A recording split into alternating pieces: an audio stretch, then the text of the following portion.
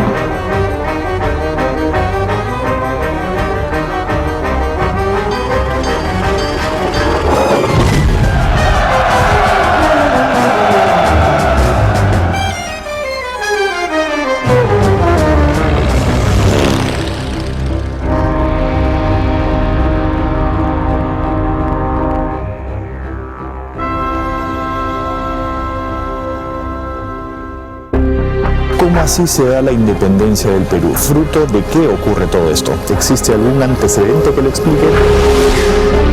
¿Qué tuvimos que ver los peruanos en la independencia del Perú? El mismo día de la independencia, el 28 de julio, ¿cuál es el ambiente que se vive en la ciudad? Otra pregunta que muchos se hacen es si el 28 de julio es realmente la fecha de la independencia del Perú. Y las batallas de Junín y Ayacucho, que también son contra los españoles, son 3 años después, en 1824. Creo que una de las cosas que más les va a gustar de este programa es acompañarme a hacer un recorrido por todos los sitios donde estuvo San Martín, desde que desembarcó en Paracas, donde tuvo el famoso sueño con las aves y creó la bandera y todo eso, después en Pisco, Miraflores, Punchauca, donde es ahora Caraballo, hasta finalmente acá, la Plaza Mayor, donde termina todo este recorrido de la independencia. El origen de la independencia fue parte de un movimiento latinoamericano. El virreinato peruano había sido el principal bastión realista en esta parte de América.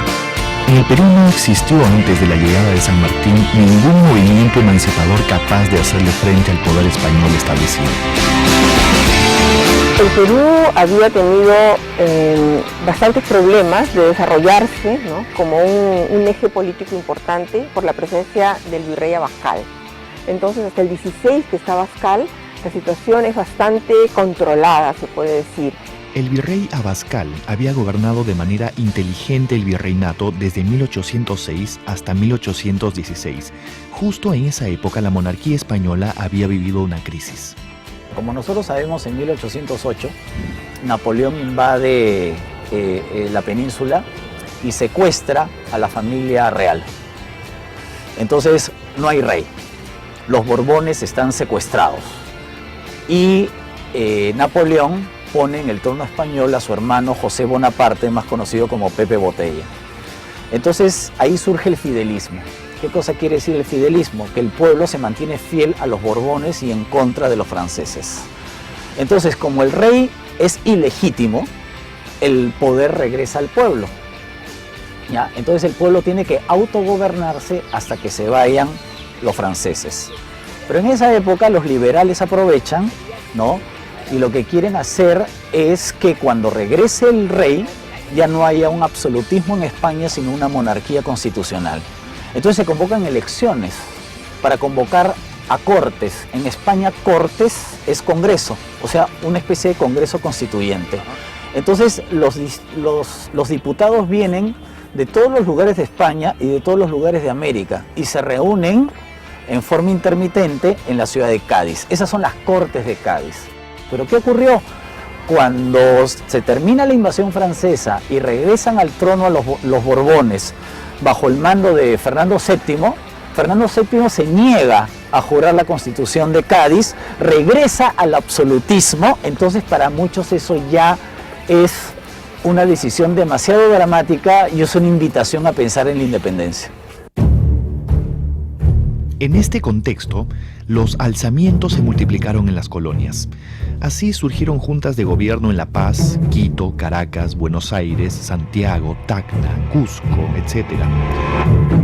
Todas las juntas fueron combatidas y derrotadas principalmente desde el Perú por el virrey Abascal. La única junta que nunca fue derrotada fue la de Buenos Aires, y la gran ciudad donde nunca hubo junta fue Lima. Estas dos ciudades fueron los polos opuestos de la lucha por la emancipación. Buenos Aires como irradiadora del movimiento independiente y Lima como el bastión realista más poderoso. En el Perú no existió un ejército revolucionario, como en Argentina, por ejemplo, o como en Chile. En el Perú, la independencia fue más tarde que en otros países, porque teníamos aquí un gobernante especialmente inteligente y con gran personalidad, que fue el virrey Abascal. Él gobernó del año 6 al año 16 y él cortó todo proyecto conspirador o revolucionario, y cuando la crisis monárquica con Napoleón, cuando Napoleón intervino en España, él juró fidelidad a Fernando VII cuando Fernando era un prisionero. O sea, fue fidelidad del virreinato a un cuadro, atrás del cuadro no había nada. Las noticias que llegaban sobre los procesos revolucionarios en Buenos Aires, en el norte, Caracas, Venezuela, en Chile, generaron expectativas contradictorias.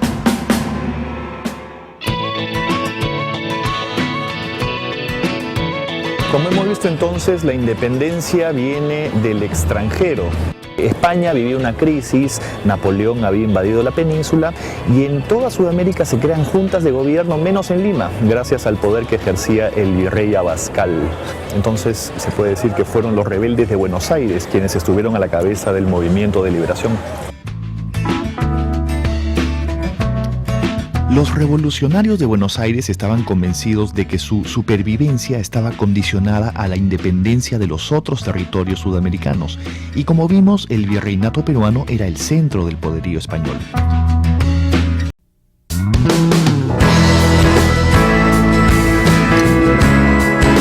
La historia de nuestro país se divide en tres momentos: Perú antiguo o precolombino, virreinato y república. Por lo menos eso es lo que me enseñó mi profesora de historia del Perú.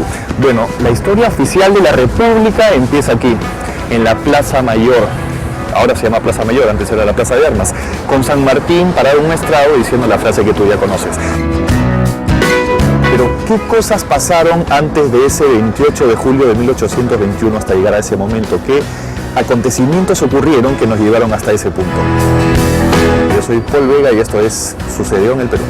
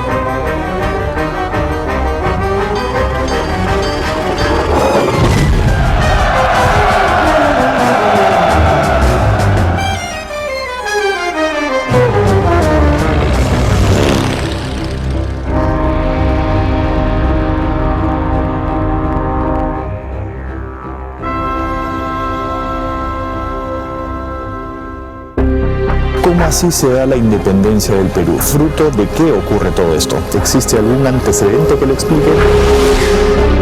¿Qué tuvimos que ver los peruanos en la independencia del Perú? El mismo día de la independencia, el 28 de julio, ¿cuál es el ambiente que se vive en la ciudad?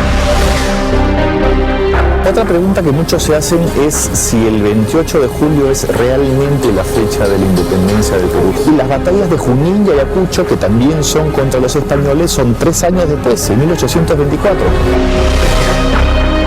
Creo que una de las cosas que más les va a gustar de este programa es acompañarme a hacer un recorrido por todos los sitios donde estuvo San Martín, desde que desembarcó en Paracas, donde tuvo el famoso sueño con las aves y creó la bandera y todo eso. Luego, sobre la manumisión de los esclavos, se crean muchas expectativas en el sector afrodescendiente, se puede decir, y también entre los esclavos traídos del África, ¿no? Entonces, esto también se relaciona a la abolición del tributo que él va a decretar y que le abre, ¿no?, las posibilidades de un acercamiento a los sectores populares.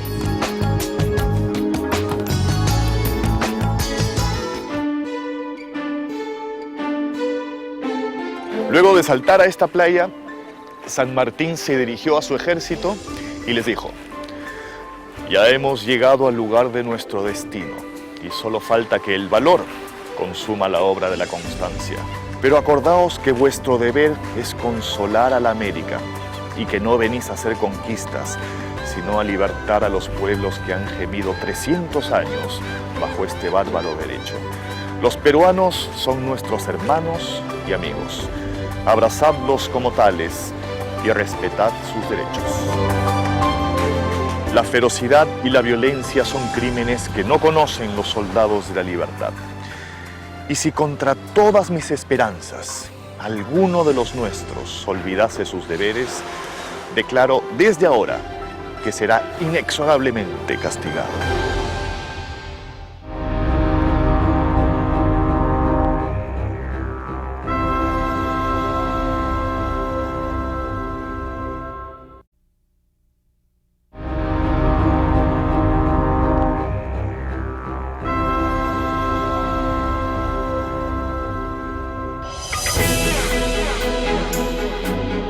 Cuando llega San Martín, el virrey era Joaquín de la Pezuela. Pezuela tenía poca confianza entre la gente del común. Los indios y mestizos no eran favorables a la causa realista. Tampoco los esclavos, cuya actitud era abiertamente decidida por los rebeldes, de cuya mano esperaban la libertad, como decía el mismo virrey en una carta a España. Dentro del ejército las deserciones eran escandalosas, continuas e inacabables, y tan numerosas que en pocos días se perdieron batallones enteros. En general, Lima era todavía leal al rey, pero las conspiraciones se estaban generalizando.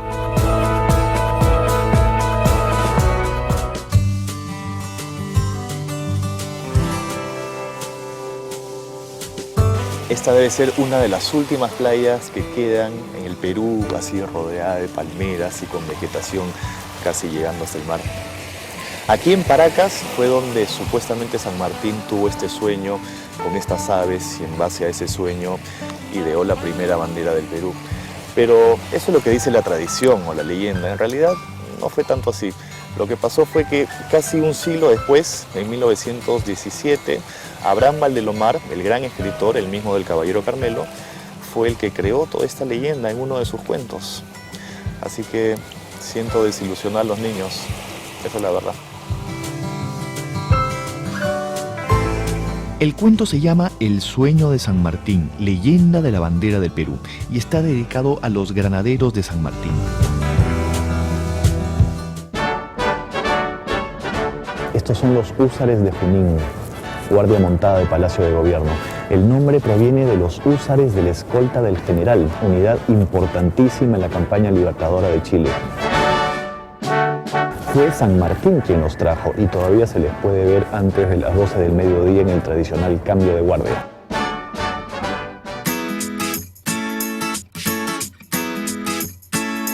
Aquí en la Plaza de Armas de Pisco también hay un monumento a San Martín, como en muchas otras ciudades del Perú y del mundo.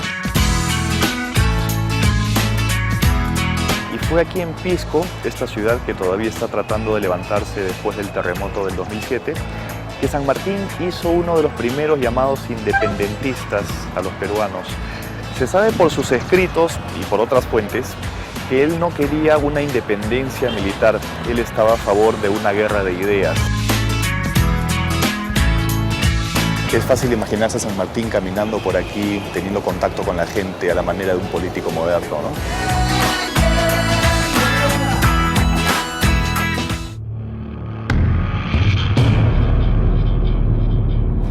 Lo que quería San Martín es que su presencia vaya desestabilizando al bando realista. Y lo que hace San Martín no es entrar en un combate directo, sino lo que hace inmediatamente en Pisco es lanzar una proclama a los peruanos para que se adhieran a la independencia. Esas proclamas empiezan a circular por Lima, por la costa central, y luego desde Pisco manda al general Álvarez de Arenales para que vaya por la sierra a ir llamando a la gente en favor de la independencia.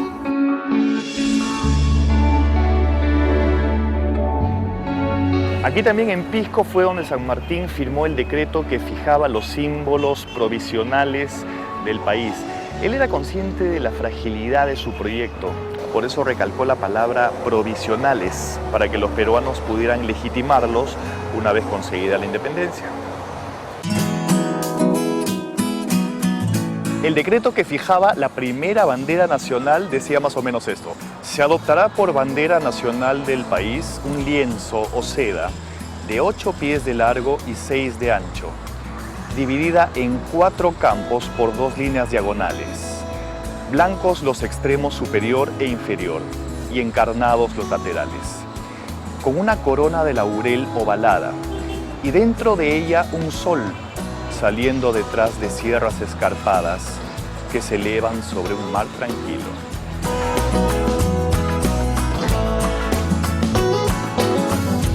Al desembarcar en Paracas, él propone una bandera, pero dice claramente que serían provisionales y que le tocaría a los peruanos definir sus símbolos una vez que se haya liberado el Perú. Recordemos que en ese momento el Perú no tenía ni siquiera fronteras delimitadas. No era claro cuál iba a ser la República Peruana frente a la chilena, frente a lo que era la Nueva Granada. Entonces, en realidad, se está constituyendo el país en el momento mismo en que se decreta sus símbolos patrios.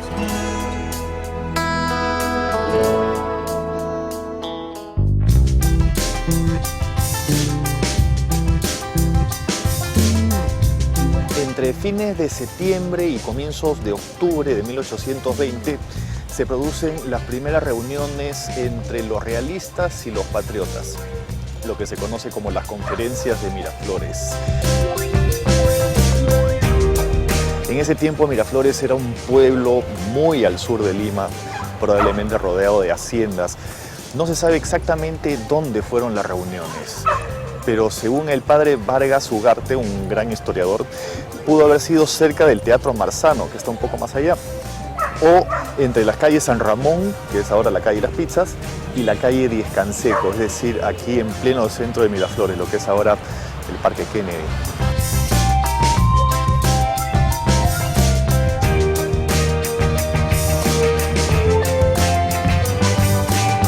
Bueno, al final las conversaciones no dieron ningún resultado. San Martín promovía las ideas independentistas y el virrey negó cualquier posibilidad de este tipo. Así que una vez terminadas las conferencias, San Martín le dirigió un oficio al virrey donde le decía más o menos esto. Voz de San Martín. Ya que ha sido imposible conciliar las ideas de vuestra excelencia con las de América en general, me veo sensible en la obligación de librar al éxito de mis armas el destino de los pueblos cuya independencia he venido a proteger.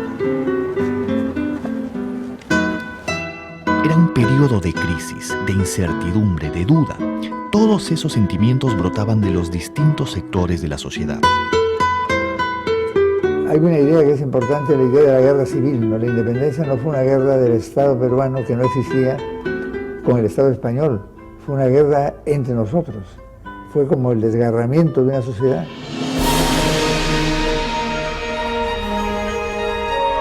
A fines de octubre de 1820, y luego de haber desembarcado en Paracas y de haber ideado en Pisco la primera bandera del Perú, San Martín con todo su ejército vinieron aquí, a Huaura, y es donde se establecen luego de haber pasado por Huacho.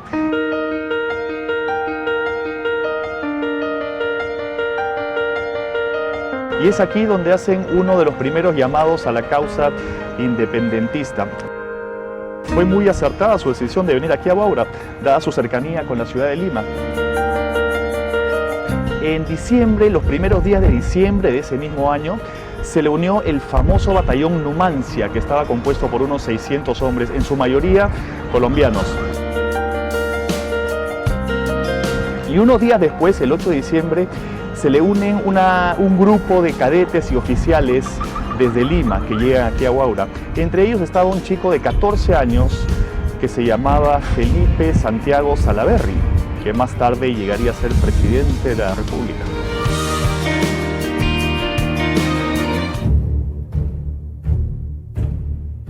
Lo que quiere hacer San Martín es desestabilizar al bando realista, habíamos dicho, y lógicamente a su ejército. Entonces lo que hace San Martín es rodear Lima. Se va, deja Pisco, ¿no? Manda a Cochrane a bloquear el Callao para cortar los abastecimientos, para que Lima quede de alguna forma pues sin alimentos y presionar a la población. Y él se dirige a Huaura, y en Huaura se encuentra con los ejércitos de Álvarez de Arenales que habían ido por la Sierra Central. Entonces, como vemos, es una táctica para envolver Lima. Entonces a Lima le estás cortando ahí el abastecimiento por el Callao y los víveres o los productos que puedan venir de la Sierra Central. Entonces Lima no puede vivir sin el Callao y sin la Sierra Central, tampoco sin el norte chico y sin el sur chico. Entonces lo que está haciendo es ahogar Lima. Es una estrategia militar para desconcertar al bando realista y eventualmente expulsarlo de la capital. El régimen español comenzó a tener serios problemas de aprovisionamiento en la capital y los propios comandantes del virrey desconfiaban de las acciones de este.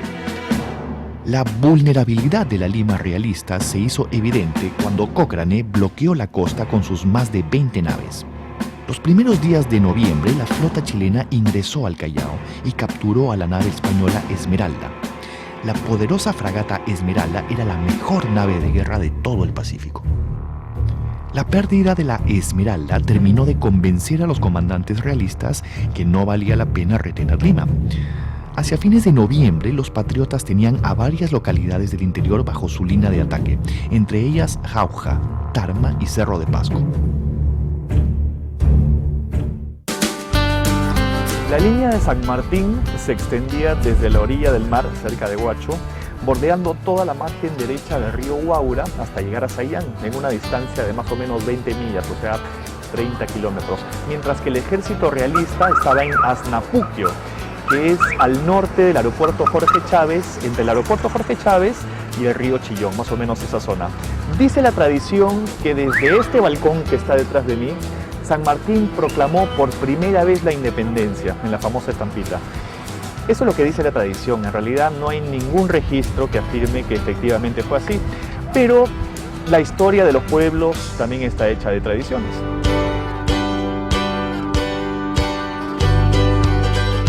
La sola noticia de la presencia de San Martín afectaba el orden interno y causaba repercusiones en los distintos lugares del país.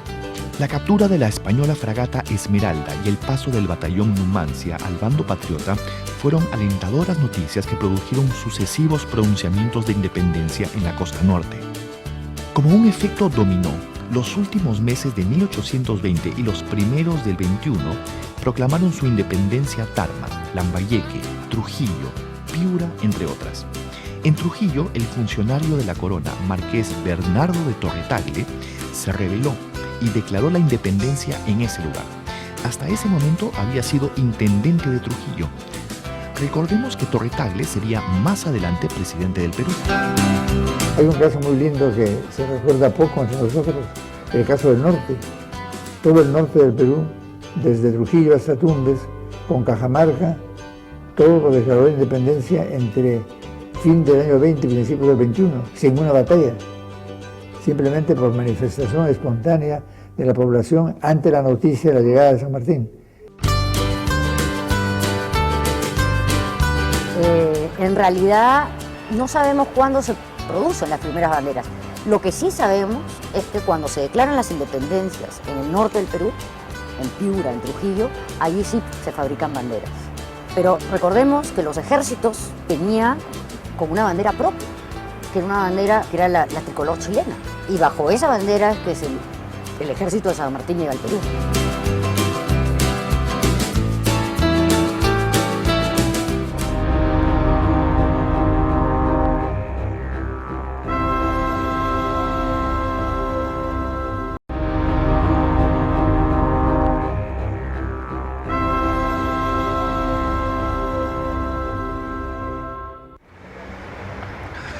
Esta es la casona de San Marcos. ¿Y por qué es tan importante? Porque aquí funcionó el Real Convictorio de San Carlos, que fue un colegio mayor, uno de los más importantes durante el virreinato. ¿Y por qué fue tan importante?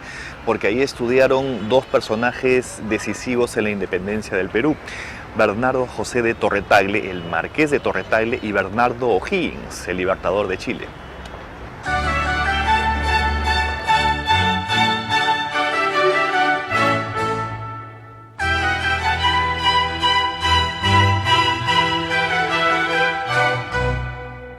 Como les decía, aquí estudiaron en el Real Convictorio de San Carlos José Bernardo Torretagle, el marqués de Torretagle, y Bernardo O'Higgins. Pero Bernardo O'Higgins, el libertador chileno, ¿qué hacía un chileno estudiando en el Convictorio de San Carlos en Lima? Bueno, para que vean la importancia que tenía en esa época, de Chile venían muchas veces a estudiar aquí, al Convictorio de San Carlos. San Martín, cuando va a emprender su expedición libertadora al Perú, le pregunta a O'Higgins con quién podía contactarse aquí en el Perú. Y O'Higgins le recomienda que se contacte con José Bernardo Torretagle, que había sido compañero de él de estudios aquí en el Convictorio de San Carlos.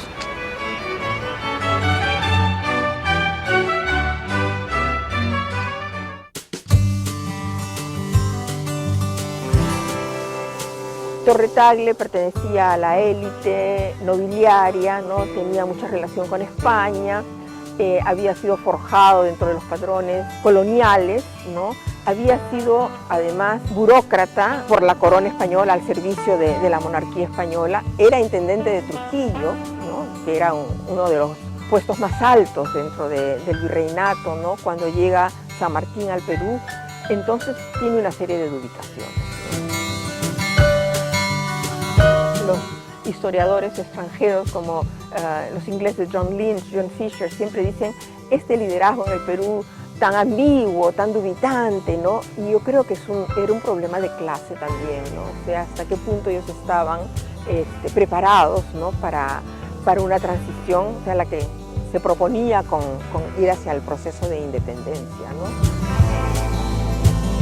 Los líderes peruanos estaban todavía muy ligados a España, a la nobleza. Eran líderes atípicos cuando el perfil del liderazgo ya era otro. A ratos parecían más líderes coloniales que líderes de ese proceso de independencia.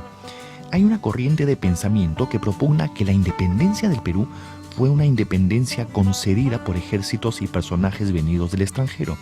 Parecen muy abismales las distancias entre un San Martín o un Bolívar versus un Ribagüero o un Torretagle, nuestros líderes nacionales. Los líderes de independencia, como San Martín o como Bolívar o como Sucre, que tenían un proyecto, eran líderes a caballo, o sea, eran líderes que estaban entrenados militarmente, ¿no? Sucre gana su primera batalla a los 14 años, por ejemplo. San Martín se entrena durante 20 años en la península, ¿no? En el caso de Perú teníamos estos titulados, como Ribagüero, Torretagle, ¿no? Que son los primeros presidentes del Perú, además. Y tenemos a intelectuales importantes, en los que Bolívar se va a apoyar, por ejemplo, como Faustino Sánchez Carrión, Hipólito Unanue, ¿no? Sobre todo Faustino Sánchez Carrión. Pero ninguno de ellos combina, ¿no? El aspecto intelectual, el aspecto de poder promover un programa, un proyecto, con el ser líderes a caballo también, ¿no? Esa combinación en el caso de Perú no se llega a dar, ¿no?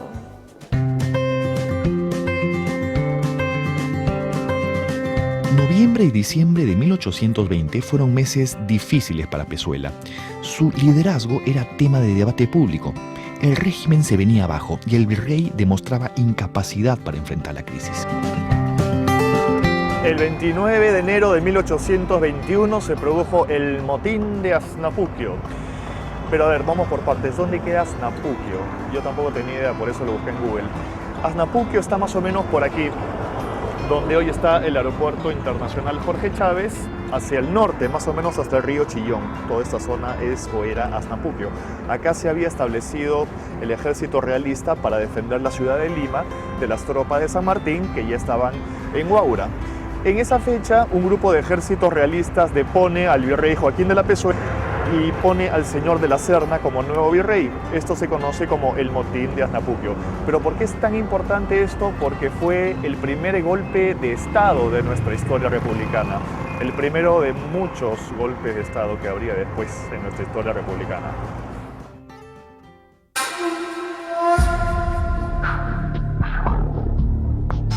La situación en la que se encontraba Lima era verdaderamente crítica. Las fuerzas rebeldes en la costa interceptaban todos los navíos que se dirigían al Perú. Todo el comercio y las comunicaciones se interrumpieron. Las minas estaban fuera de operaciones, el ganado y el pan eran muy caros y la carestía la sentían día a día las tropas y la población civil. Los montoneros son los guerrilleros. Son gente de clase media baja, entre comillas, o de clases populares que se levantan en favor de la independencia apoyando al ejército patriota. Muchos historiadores sostienen que las guerrilleras o los montoneros fue el principal aporte del Perú o de los peruanos al proceso de la independencia porque ellos hostigaron al ejército realista. Bloqueaban caminos, asaltaban de sorpresa al bando realista, ¿no? Y también es cierto, como muchas veces ocurre, a esas guerrillas también se filtraba gente con otros propósitos, ¿no? No necesariamente políticos, sino para saquear, para robar. Entonces el desorden social desatado muchas veces por las guerrillas eran un problema que también debían atacar el ejército patriota. El Perú experimentó una ola de bandolerismo, fruto de una creciente inestabilidad civil. El campo alrededor de Lima estaba lleno de bandoleros, bandidos, la mayoría de ellos negros libres y esclavos huidos, y en la ciudad también existía bandolerismo. El transporte de cargas se hizo imposible sin escolta militar. Nadie se encontraba a salvo al caer la noche en Lima.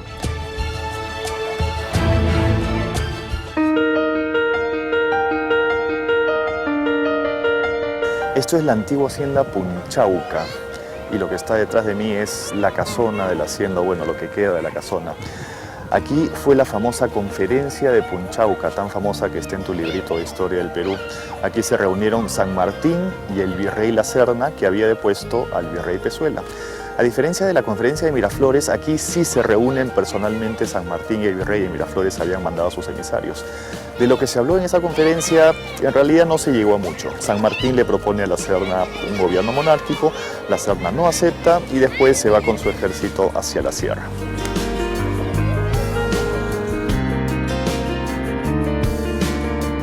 Cuando llega San Martín, sabe que la concentración de la nobleza y de la aristocracia está en Lima.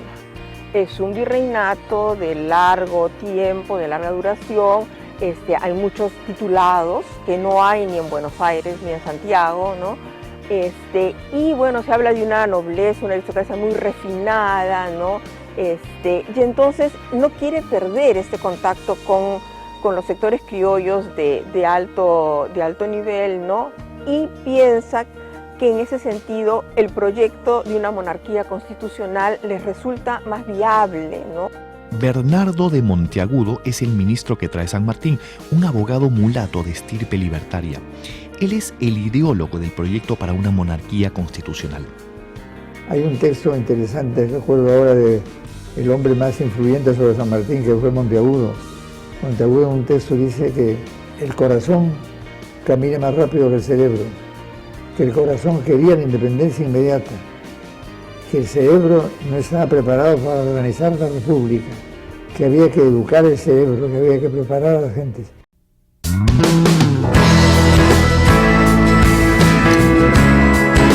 La historia de nuestro país se divide en tres momentos: Perú antiguo o precolombino, virreinato y república. Por lo menos eso es lo que me enseñó mi profesora de historia del Perú. Bueno, la historia oficial de la república empieza aquí, en la Plaza Mayor. ahora se llama Plaza Mayor, antes era la Plaza de Armas, con San Martín parado en un estrado diciendo la frase que tú ya conoces. Pero, ¿qué cosas pasaron antes de ese 28 de julio de 1821 hasta llegar a ese momento? ¿Qué acontecimientos ocurrieron que nos llevaron hasta ese punto? Yo soy Paul Vega y esto es Sucedió en el Perú.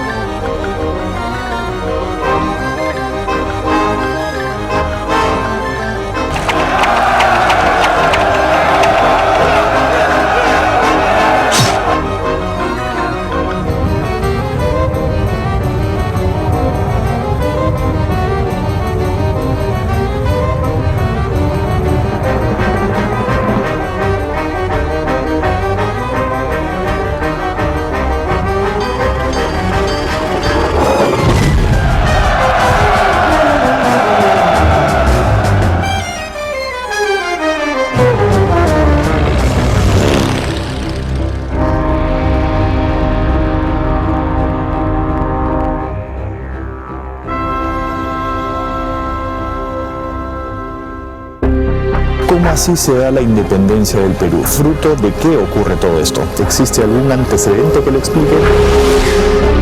¿Qué tuvimos que ver los peruanos en la independencia del Perú? El mismo día de la independencia, el 28 de julio, ¿cuál es el ambiente que se vive en la ciudad? Otra pregunta que muchos se hacen es si el 28 de julio es realmente la fecha de la independencia del Perú. Y las batallas de Junín y Ayacucho, que también son contra los españoles, son 3 años después, en 1824.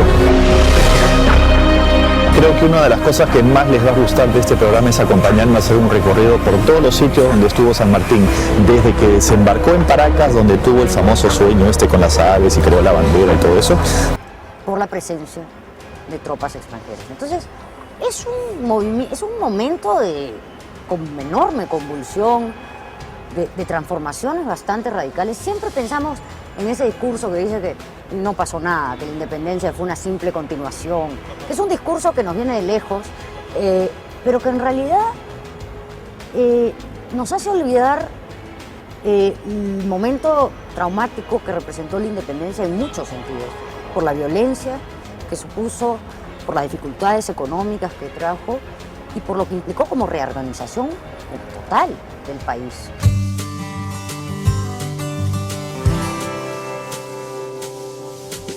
Como hemos visto entonces, Lima era una ciudad asfixiada por los rebeldes, sin provisiones, bloqueada por el mar, y la gente estaba a favor de la independencia, pero también había mucho desconcierto, mucho descontrol. Trato de imaginarme a la población de esos días que estaba apoyando la independencia, pero al mismo tiempo no tenía que comer y tampoco tenía hospitales donde atenderse porque los hospitales estaban llenos y no se daban abasto. A veces pasa eso con la historia, ¿no?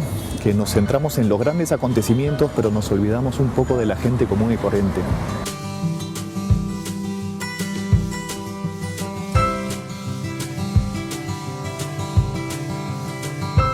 El virrey abandonó Lima y luego de una corta estadía en el Valle del Mantaro, estableció su base en el Cusco. Ahí instaló la imprenta del Estado y la Casa de la Moneda. Desde el Cusco gobernó todo el sur andino y el Alto Perú, que para ese entonces eran los últimos reductos que permanecían leales al rey. Fue una buena decisión, porque ganó muchos adeptos en la sierra y fortificó su ejército prolongando la agonía por 3 años más.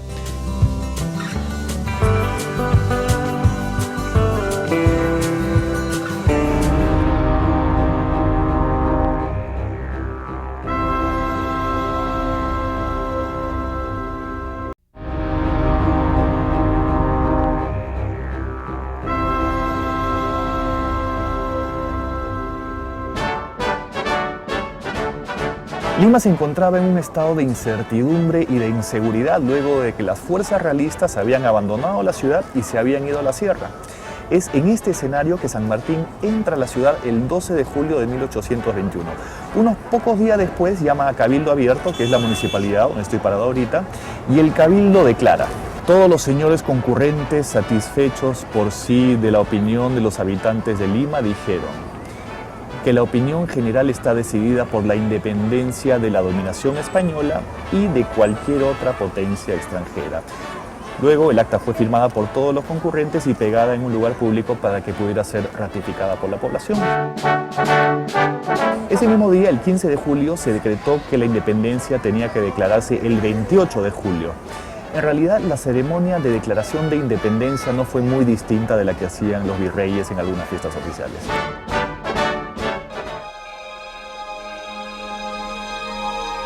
Muchas veces los alumnos piensan en la guerra contra España, y no fue contra España.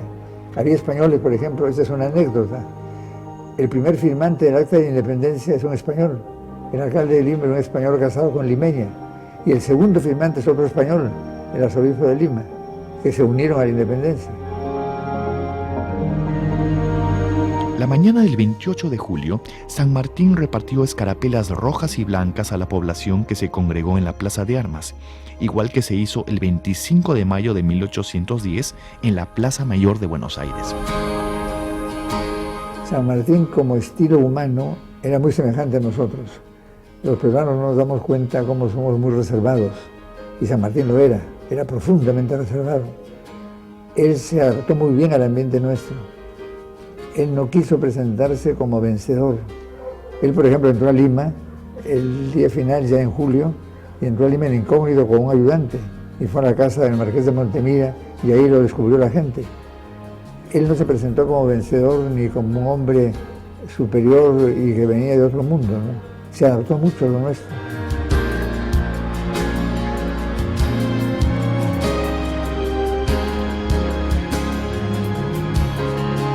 El 28 de julio, a eso de las 10 de la mañana, San Martín sale del Palacio de los Virreyes y viene hasta acá, a la Plaza de Armas, a un tabladillo que estaba mirando el Cabildo, o sea, la municipalidad. Los tres edificios principales de esta plaza mantienen su lugar: el Cabildo, la municipalidad, la catedral y el palacio. Aquí se paró frente a los dignatarios y todas las autoridades y dijo su famoso discurso: desde este momento el Perú es libre e independiente por la voluntad de los pueblos y por la justicia de su causa que Dios defiende. ¡Viva la patria! ¡Viva la independencia! ¡Viva la libertad!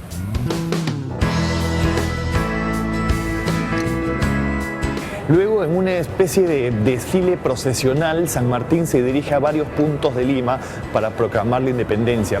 Cuentan que los limeños habían puesto arcos a su paso en los jirones y le tiraban papeles, monedas y flores. Tomó el portal de los escribanos, que es este donde estamos, y empalmó en las calles Mercaderes y Espaderos, lo que es ahora el Jirón de la Unión.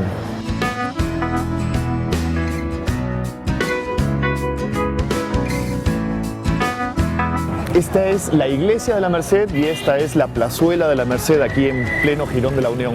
Este fue el segundo punto donde San Martín proclamó la independencia luego de haber estado en la Plaza de Armas. Dio exactamente el mismo discurso y la misma proclama.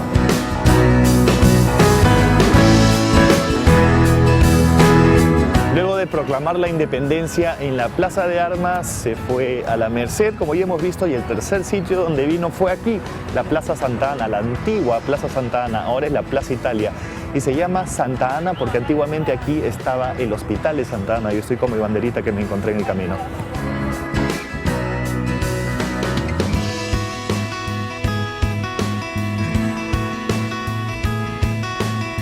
Y este fue el último sitio donde San Martín proclamó la independencia, en la plazuela de la Inquisición. ¿Y por qué se llamaba la plazuela de la Inquisición? ¿O por qué se llama así? Bueno, porque por allá estaba la Inquisición, lo que es ahora el Museo de la Inquisición. Y era un sitio de referencia importante en la época de la colonia. Esto ha cambiado ahora bastante. Obviamente ese monumento a Simón Bolívar no estaba, y detrás de eso está ahora el Congreso de la República. Y por allá está la siempre ruidosa Avenida Bancay.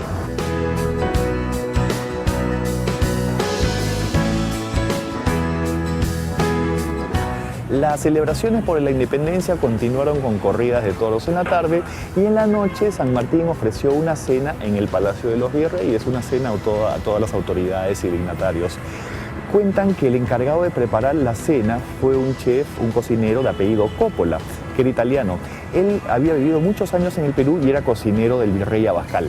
Cuando Abascal se fue, él se quedó acá y puso su restaurante, o sea, un comedor que le decían en la época. y por ahí pasaba la gente más importante de Lima. Él fue el encargado de hacer la comida esa noche. No se sabe exactamente qué cocinó, pero debe haber sido algo de influencia francesa, ya que en la época todos eran unos grandes admiradores de la cultura francesa y de la ilustración francesa.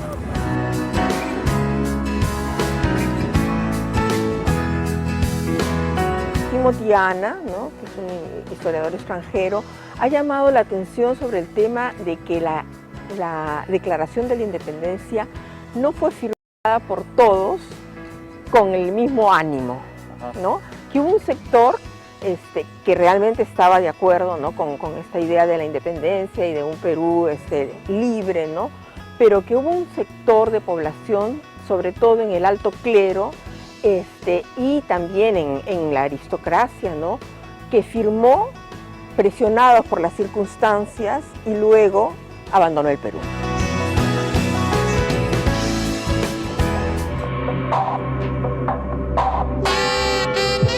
Estamos llegando al final. Este es parte del material que hemos usado para hacer este programa. Si a ustedes les gusta el tema tanto como a mí, les puedo recomendar un par de libros.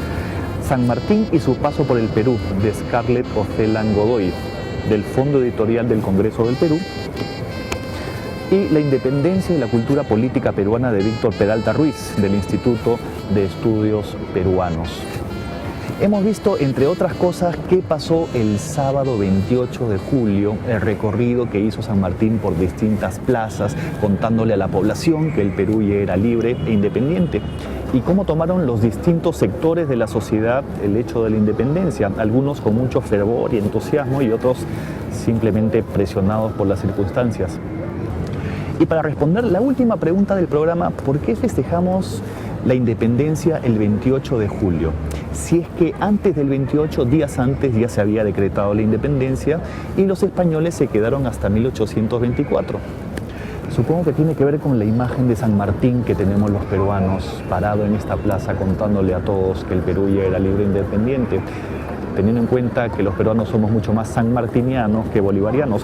Bolívar tuvo un papel muy importante después del 28 de julio y sobre todo en las batallas de Junín y de Ayacucho, pero esa es otra historia y de eso hablaremos otro día. Chao.